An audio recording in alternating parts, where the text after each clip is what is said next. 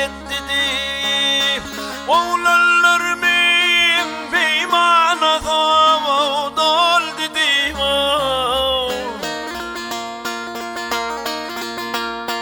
Min oğuldim de ölmen kal dedi. Sıdatıyım çekme canım.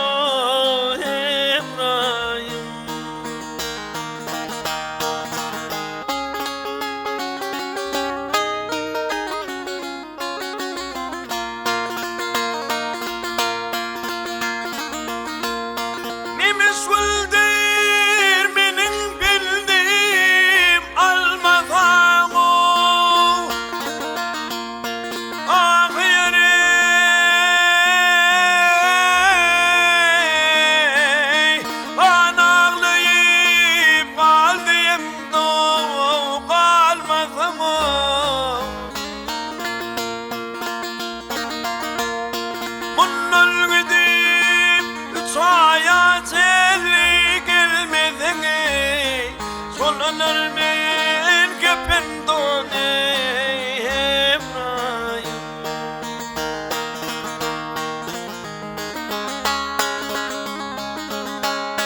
Kızravayda kimge tatim bereyin. Sen varım doğu 5 günde uğran direğine.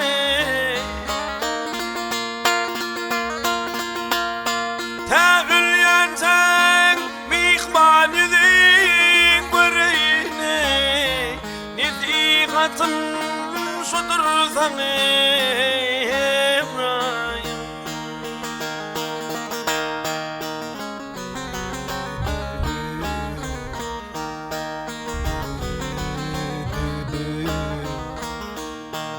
Emrahim'e gel yanıma, Emrahim nesihatım şudur sana.